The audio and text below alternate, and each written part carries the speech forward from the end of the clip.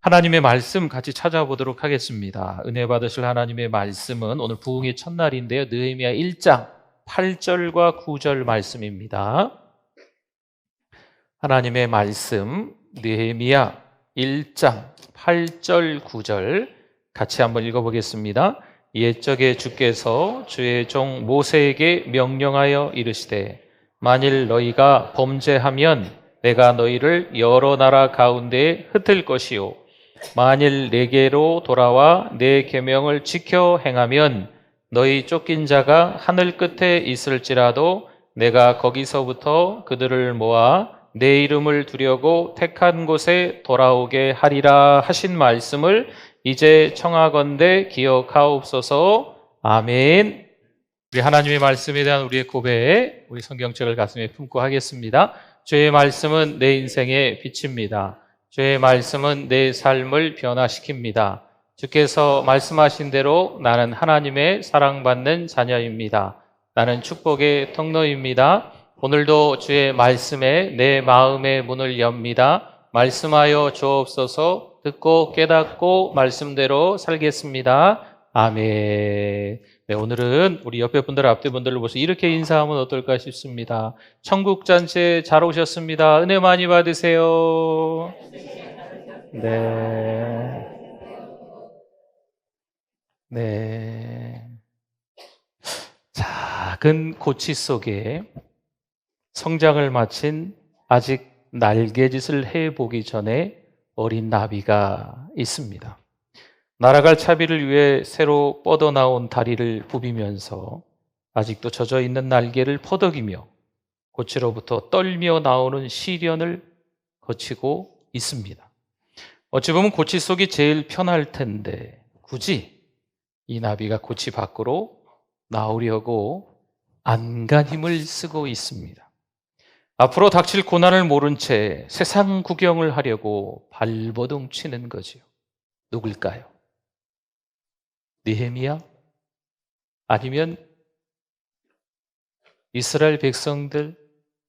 아니면 오늘을 살아가는 우리들일까요?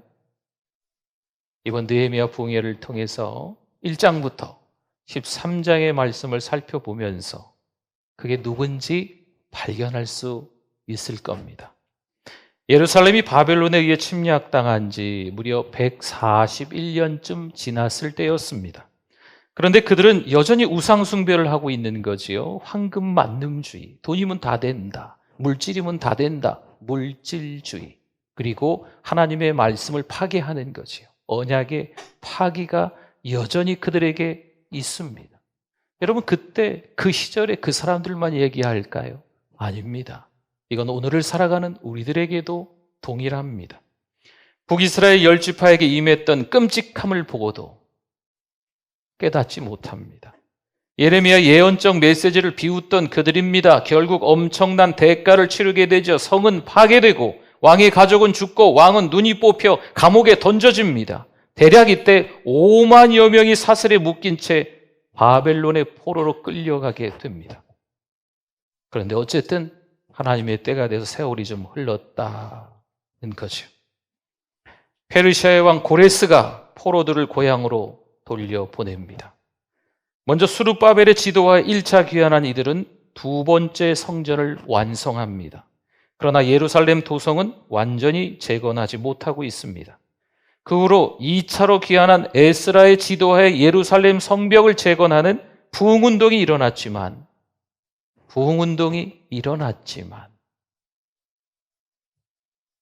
주변 이방인들의 방해로 성벽은 허물어지고 성문이 불태워져서 방치되었습니다. 또한 힘없는 백성들은 강도와 짐승들의 위협에 벌벌 떨고 있는 현실입니다. 이때 느헤미야가 왜 에스라와 함께 고국으로 돌아가지 않았을까요? 그는 포로 중에 태어난 2세입니다. 통치자 페르시아 황제 아닥사스다의 술 맡은 관원장입니다. 왕의 생명을 지키는 자리죠. 요즘 같으면 비서실장 자리입니다. 꽤나 높은 자리. 왕의 힘을 입어서 권력을 충분히 휘두를 수 있는 아주 높은 자리에 앉아있는 사람이 느헤미야입니다. 쉽게 차지한 지위는 아닙니다. 평생 다시 오지 않는 기회를 지금 느헤미야가 잡고 있었던 거지요. 그런데 이때 매일 왕에게 포도주를 건네주는 것보다 더 위험하여 느헤미야의 생명까지 걸어야 하는 일이 생겨버린 거죠. 고향으로 돌아갔던 친형제 하나니를 통해서 최근 예루살렘의 나쁜 소식을 듣게 됩니다. 2절과 3절에 나와 있는데요. 내 형제들 가운데 하나인 하나니가 두어 사람과 함께 유다에서 내게 이르렀기로 내가 그 사로잡힘을 면하고 남아있는 유다와 예루살렘 사람들의 형편을 물은즉, 느헤미야가 물은 거예요. 그들이 내게 이르되 사로잡힘을 면하고 남아있는 자들이 그 지방 거기에서 큰 환난을 당하고 능력을 받으며 예루살렘 성은 허물어지고 성문들은 불탔다 하는지라. 아멘. 느헤미야의 반응은 어떨까요? 하나님을 경험한 느헤미야의 반응은 어떨까요? 만약에 이런 상황에 우리의 고국이 처해 있다면 우리들의 반응은 어떨까요? 왕과 매우 친밀했으며 신임받는 사람 느헤미야입니다. 페르시아에서 안정된 직장과 안정된 삶이 보장된 사람, 그 어느 사람과 비교가 안 되는 높은 지위에 있는 느헤미야입니다. 아무리 내 나라에 문제가 생겼어도 굳이 고향을 떠올릴 이유가 없는 포로 중에 그 땅에서 태어난 2세 느헤미야입니다.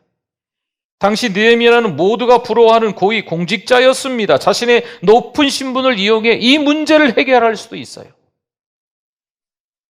당시에 반란을 일으켰던 대부분의 직책이 술 맡은 관원장이었다고 해요. 그러니 이 느헤미야도 이 시국에 만약에 자기 나라를, 그 고국을 사랑하는 마음이 있었다면 뭔가 그 힘을 이용해서 할 수 있는 것도 있었다는 거죠. 그런데 느헤미야는 어떻게 합니까?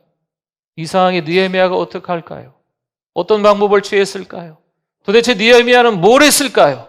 느헤미야가 그 힘을 가지고 했을까요? 느헤미야가 뭘 했을까요? 느헤미야가 뭘 했을까요? 느헤미야가 기도합니다.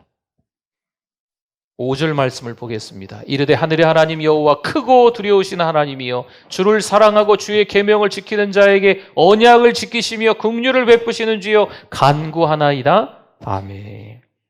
현재 직면한 문제보다 하나님이 크시다라고 느헤미야가 지금 고백하고 있습니다. 또한 약속을 지키시는 하나님을 믿고 기도하고 있는 거죠. 하나님은 우리를 사랑하시기에 긍휼을 베푸신다라고 지금 기도하고 있는 겁니다. 그렇습니다. 느헤미야는 고향에 대한 격한 감정 속에서 지금 기도를 계속하고 있습니다. 울며 불며 통곡하며 식음을 전폐하는 느헤미야입니다. 이스라엘 자손의 죄를 회개합니다. 국가의 죄를 회개하고 있는 느헤미야예요. 또한 자신과 자신의 집안의 죄까지 다 회개하고 있는 느헤미야인 거죠. 아무래도 부모가 느헤미야에게 뿌리 교육을 철저히 시킨 듯 보입니다. 예배가 얼마나 중요한지, 절기가 얼마나 중요한지, 역사가 얼마나 중요한지 제대로 가르친 것 같아요. 여러분은 예배가 얼마나 중요한지 자녀들에게 제대로 가르치고 계십니까? 우리에게 신앙의 모델이 되는 느헤미야입니다. 한국교회를 더 이상 비판하지 마시고 같이 아파하며 기도해야 될 때입니다. 아이고, 뭐 교회가 이 모양 이 꼴이 됐어. 지도자들의 문제야. 교회 성도들이 문제야. 교회가 문제야. 여러분, 교회 밖에서만 이야기하는 것이 아니고 교회 안에서도 지금 이런 이야기를 하고 있어요. 목회자들을 우습게 여깁니다. 목회자들을 욕합니다. 여러분, 이런 거 제발 그만두시고 기도에 동참하실 수 있기를 바랍니다. 요즘 교회 현실이 어둡습니다. 신앙인들이 사라져가고 있습니다. 교회에 애정이 없습니다. 너무 부정적으로 제가 얘기하는 것 같습니까? 사실 현실이 그렇습니다. 성도 여러분, 영적 감각이 되살아나야 합니다. 이 침통한 현실에 둔감하다는 것은, 말씀을 듣고 혹은 예배를 드릴 때 감동이 없고 은혜가 없다는 것은 우리가 더 이상 하나님께 속한 일에 관심이 없다는 것을 뜻합니다. 하나님께서 싫어하시는 미지근한 상태가 되어버린 거죠. 종교가 어떻게 되세요? 기독교지요. 교회는 다니세요? 가끔 가지요. 그 정도로 이야기하는 거죠. 은혜를 잊었음을 우리는 철저히 회개해야 합니다. 여러분, 교회 나온다고 다 하나님의 은혜를 알까요? 교회 나온다고 다 하나님을 경험한 사람들일까요? 너무 안타까운 이야기지만 그렇지 않습니다. 교회의 리더라고 다 하나님을 경험한 사람들일까요? 죄송합니다. 그렇지도 않습니다. 은혜를 잊었음을 우리가 느헤미야 말씀을 보면서 철저히 회개해야 될 줄 믿습니다. 그때예요. 그때 하나님의 말씀이 들리기 시작합니다. 기도가 되는 거예요. 찬양이 저절로 나오기 시작하고요. 그 입술에서 감사가 나옵니다. 감사의 열매가 맺혀지게 될 줄 믿습니다.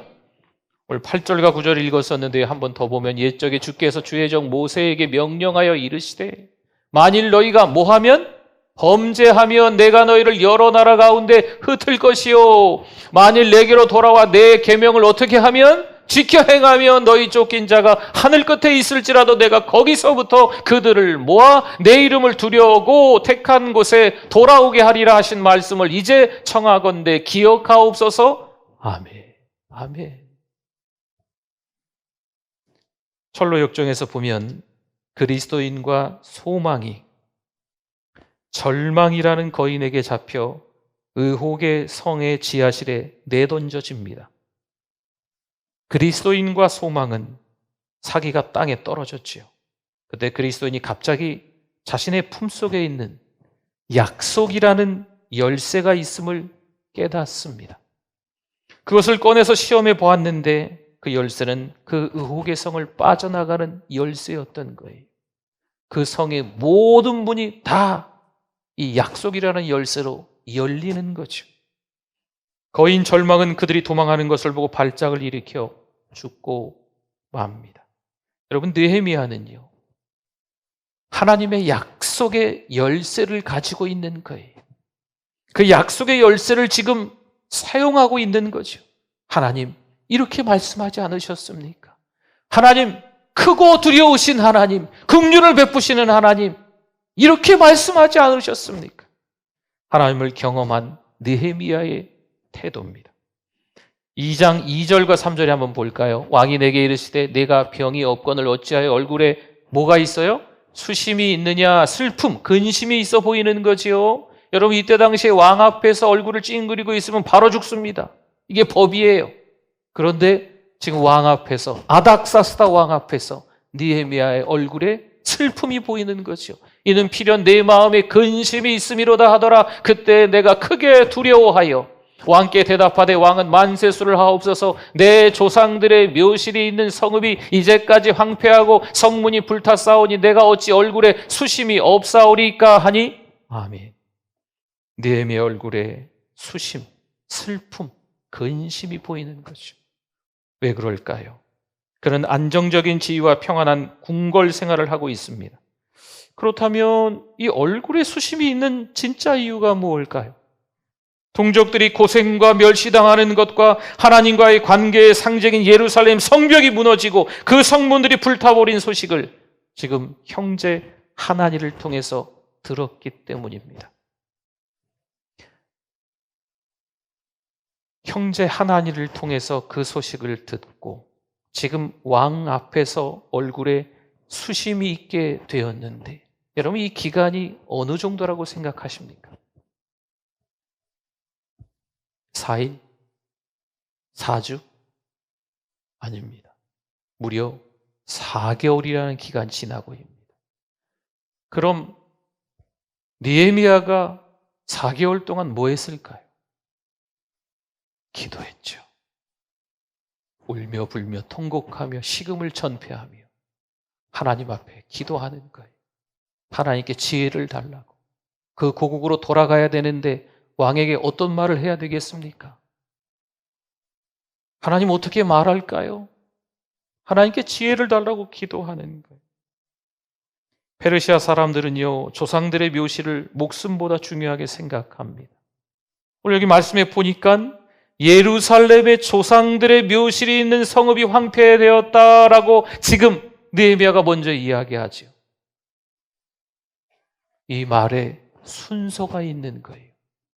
왕이시여, 지금 예루살렘의 성벽이 무너지고 황폐화되었습니다. 나를 좀 보내주세요 라고 했으면 어땠을까요? 왕이 공감을 못할 수도 있지요.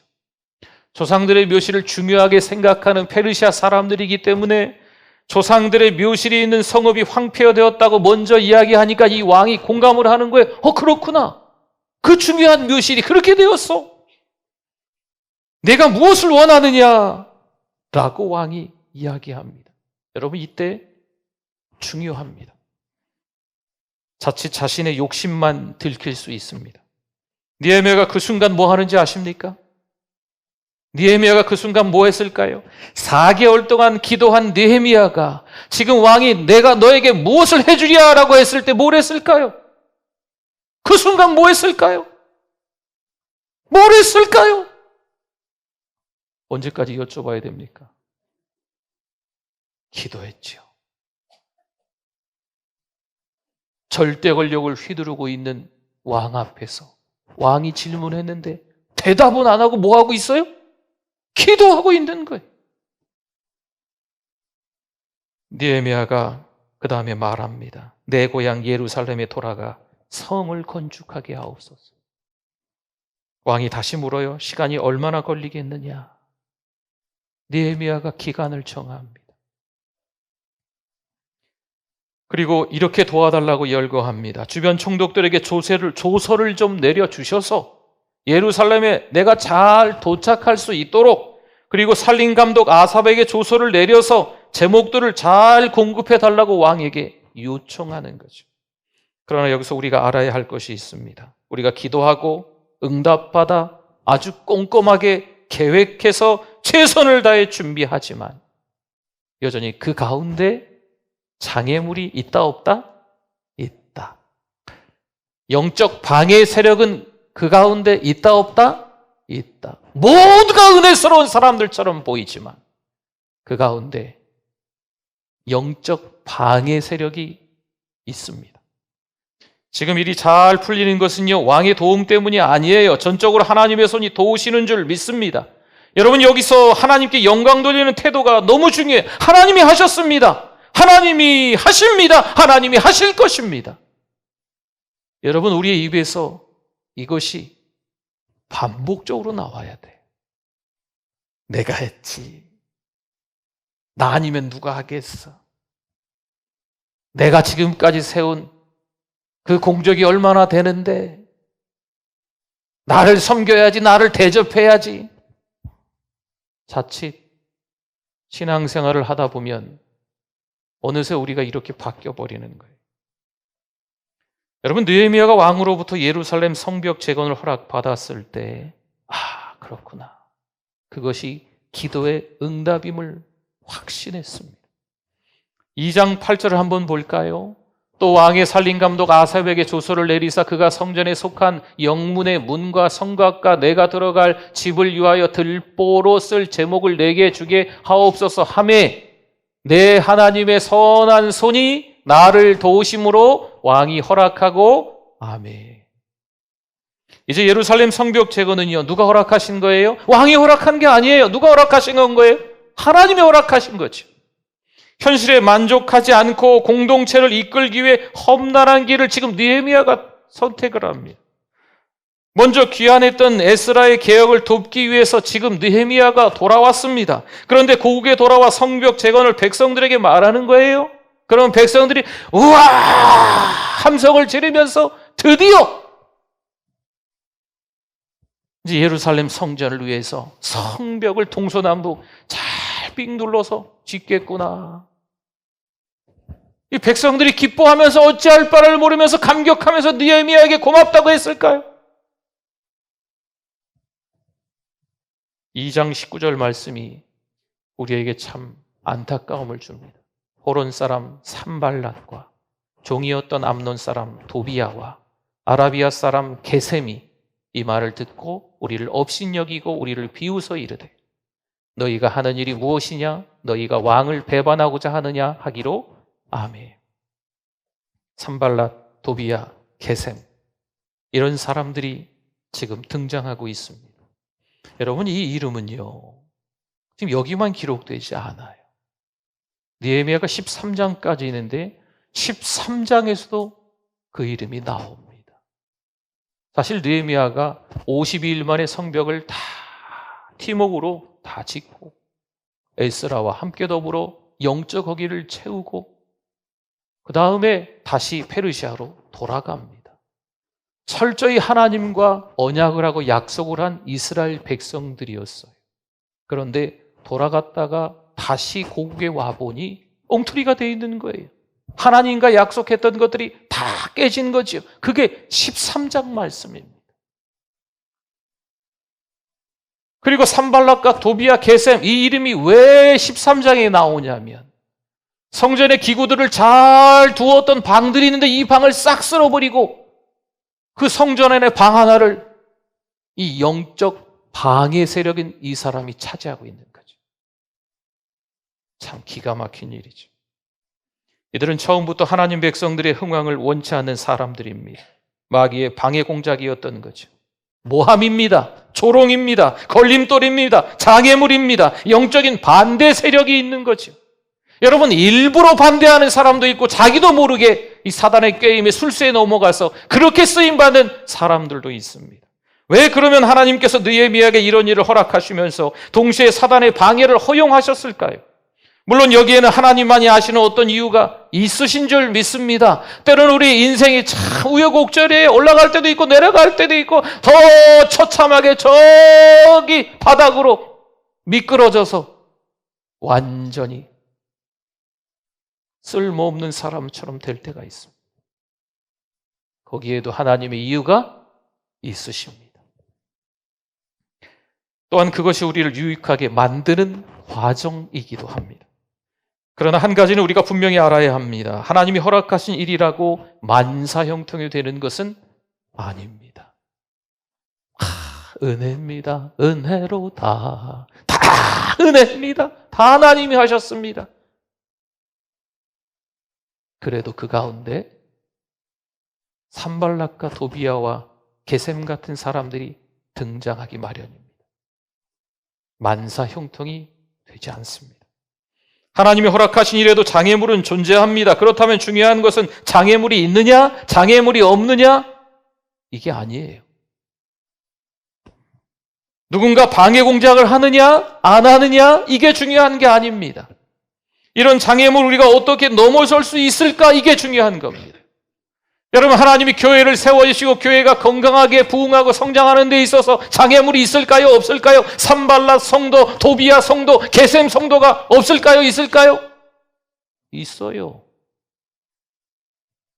그런데 그 어려운 시간들을 통하여서 어떻게 우리가 더 하나가 되고 더 교회를 건강하게 만들어 가느냐, 여러분, 이게 중요하다.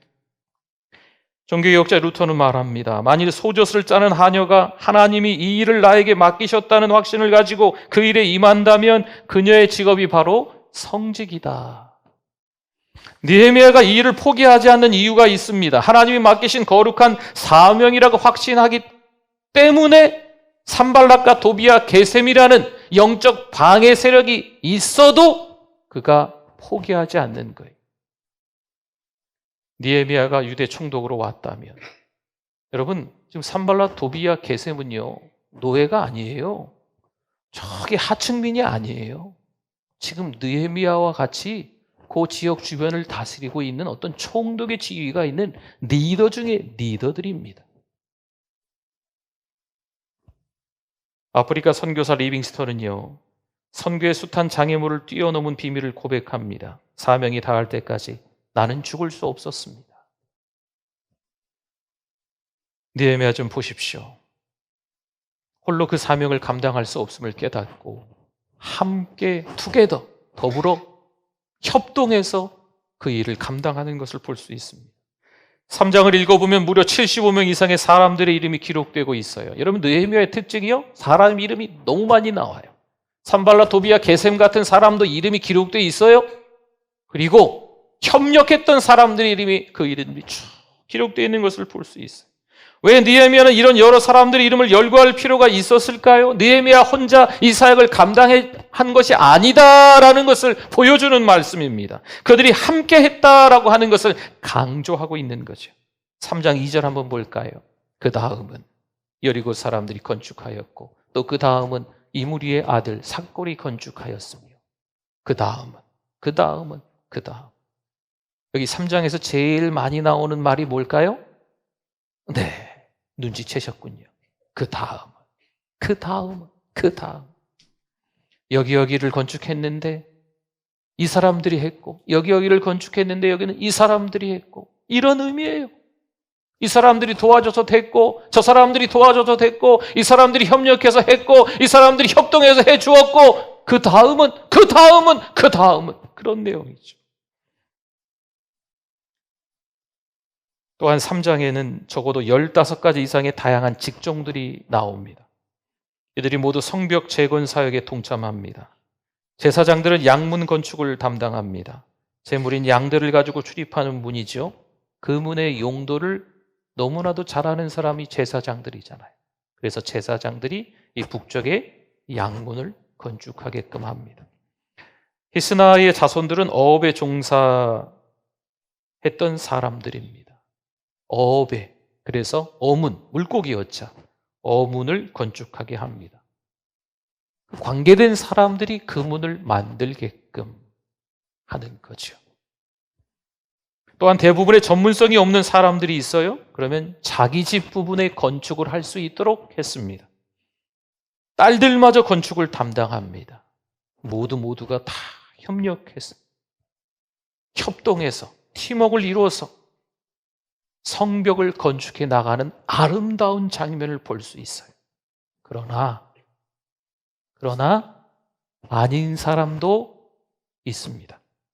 3장 5절 말씀을 볼까요? 그 다음은 드고아 사람들이 중수하였으나 그러나 그 귀족들은 누굴까요? 리더예요, 리더. 뭐라 불리는 직함이 있는 리더들입니다. 그 귀족들은 그들의 주인들의 공사를 분담하지 아니하였으며 그 다음은 누가 했으며 그 다음은 누가 협동해서 어떻게 했으며 했는데 귀족들은 하지 않았다는 거예요. 멍에 매기를 거절하는 황소처럼 버티고 있는 모습입니다. 은혜 받는 게 두려운 거예요. 순종하는 게 두려운 거예요. 싫은 거죠. 리더인데 성벽의 재건에 동참하지 않은 사람도 있다는 겁니다. 영적인 흐름을 다른 방향으로 틀고 있는 사람도 있어요. 여러분, 교회는요, 목사가 기도하며 방향성을 정합니다. 그러면 성도들이 같이 합력해서 힘을 다해서 그 방향으로 함께 나아가는 게 교회인 거죠. 자기 생각, 자기 고집, 자기 철학에 맞지 않는다고 방향을 틀면 안 됩니다. 귀족들은 왜 이렇게 했을까요? 무관심이에요. 나태, 이기심이 있는 겁니다. 사실 그 안에 허영심과 교만이 더 도사리고 있는 거죠. 나같이 높은 지위에 있는 자가 어떻게 힘든 일을 한단 말인가? 내가 세운 공력이 있는데, 공적이 있는데 내가 굳이 이렇게 하찮은 일에 종사할 필요가 있을까? 이렇게 생각하면서 뒤에서 팔짱을 끼고 있던 거죠. 교회에서 뭔가 훈련이 있을 때 리더들이 쏙 빠지는 이유입니다. 분명 누군가 앞장서서 헌신하고 누군가 앞장서서 정말 힘든 일들을 솔선수범해야 되는데 이미 앞에 서 있는 리더들은 싹 뒤로 빠집니다. 난 예전에 많이 했어. 이제 당신들이 해. 여러분, 이건 건강하지 못한 리더입니다. 교회에서 빨리 리더가 되면 신앙이 자라지 않고 더 어린아이가 된다는 말이 있습니다. 그래서 어떤 교회는요, 불편하게 들릴 수도 있으시겠지만 장로님을 아예 안 세웁니다. 아예 교회 안에 있는 리더들을 많이 세우지 않습니다. 리더가 되는 것이 사실 축복이잖아요. 장로님 가정, 장로님이 된다는 게 얼마나 축복이에요. 그런데 장로님이 되고 난 이후에 열중셔하고 있는 거죠. 사랑하는 우리 교회 같으면 목자가 되고 난 이후에 웬만한 어려운 일들은 다 안 하려고 하는 거예요. 교회 안에 훈련, 양육, 뭐 힘들고 어려운 일은 다 쏙 빠지려고 하는 것이요. 내가 교회 리더니까, 내가 나이가 있으니까, 내가 지금까지 해왔으니까 이제 그 다음 사람들 보고 해라 그래 라고 하면서 쏙 빠지는 경우가 있습니다. 여러분, 중요한 결정에는 참여는 해요. 그런데 섬기지는 않는 거죠. 배우지는 않습니다. 훈련을 받지는 않습니다. 웬만하면 다 해봤어. 난 다 알아. 교회에서 이번에 무슨 양육훈련이 있다는데 들들들 해봐. 난 다 알아.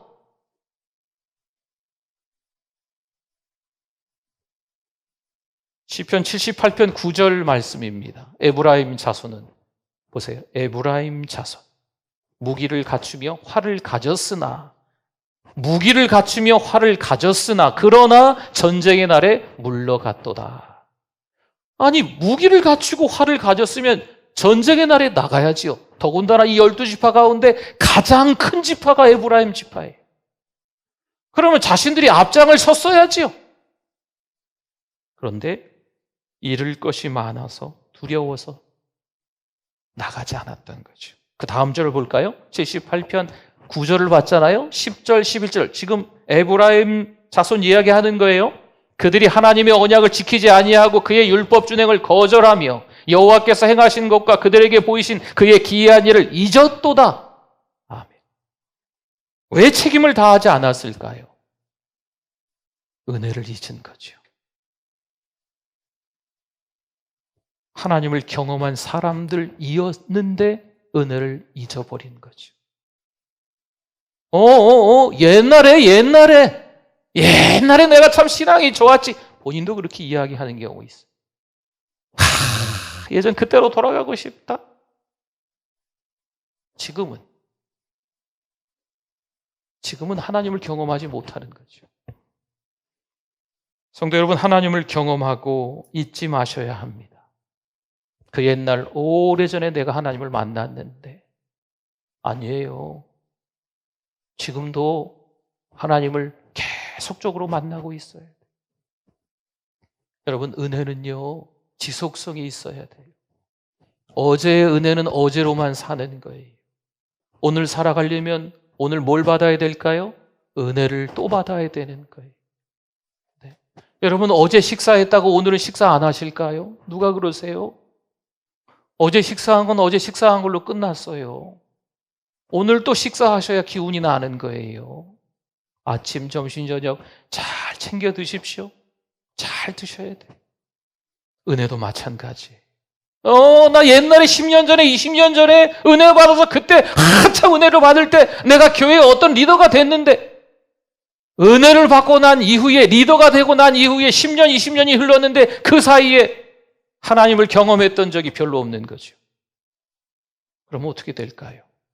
교회의 리더인데 교회의 일감이 되는 거죠. 교회에는 두 성도가 있대요. 일꾼과 일감이랍니다. 물론 성도이긴 합니다. 하나님을 경험한 성도는 일꾼이 되고, 하나님을 경험하지 못해 은혜에 둔감한 성도는 일감으로 전락하는 거죠. 그 오랜 세월 신앙생활을 했어도, 교회 리더였어도 어린아이처럼 계속 칭얼칭얼댑니다. 딴지를 걸죠. 여러분, 일감 성도입니다. 목사인 제가 목회를 하면서 떠올리는 분들이 있어요. 참 신실하시다. 참 고맙다. 정말 하나님의 일에 앞장서시는 분이다. 하나님을 경험한 성도, 일꾼들이 막 떠오릅니다. 사랑하는 우리 교회는 많이 계세요. 얼마나 감사한지. 하나님을 경험하고 교회의 방향에 그대로 순종하는 일꾼들이 다 되실 수 있기를 바랍니다. 여러분, 우리가 일감이 되지 마시고 일꾼이 되어 주십시오.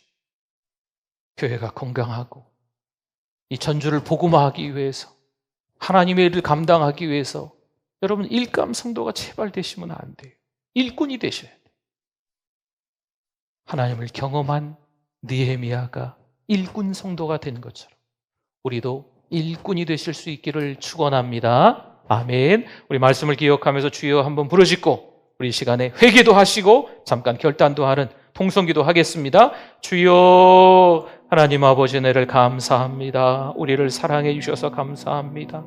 하나님, 사랑하는 우리 교회를 세워주시고 은혜 충만한, 사랑에 충만한, 정말 헌신자들이 많은, 하나님을 경험한 성도들이 많은, 일꾼이 많은 교회가 되게 하심을 감사합니다. 하나님, 이번 느헤미야 부흥회를 통해서 리더들이 더 많이 회개케 해주시고 리더들이 솔선수범하는 리더들이 될 수 있게 하시고, 하나님 또 더 많은 리더들이 세워질 수 있는 하나님 아버지 또 계단이 될 수 있도록, 과정이 될 수 있도록 축복하여 주시옵소서. 건강한 성도 되게 하여 주시옵소서. 건강한 일꾼, 또 건강한 교회가 되게 하여 주시옵소서. 하나님 아버지, 하나님의 일들을 잘 감당하는 우리가 되게 하여 주시옵소서. 하나님의 일을 방해하는 세력, 산발락과 도비아와 게셈이라는 하나님 안타까운 자들이 되지 않도록, 일감이 되지 않도록 주여 회개하오니 하나님 용서하여 주시옵소서. 하나님 은혜를 주실 줄 믿습니다. 하나님 아버지 은혜를 감사합니다. 오늘도 하나님의 은혜를 경험하는 믿음의 사람들 되게 해주심을 감사합니다. 하나님, 자꾸 하나님의 일을 방해하는 사람처럼 살아가는 우리의 죄를 용서하여 주시옵소서. 이제 하나님을 경험한 하나님의 백성, 하나님의 자녀로 살아갈 수 있게 하여 주시옵소서. 건강한 나 자신, 건강한 가정, 건강한 공동체 교회를 세워나가는 데 있어서 하나님 앞에 귀하게 기쁘게 쓰임받는 우리 모두 될 수 있도록 은혜 주실 줄 믿습니다. 예수님의 이름으로 기도드립니다. 아멘.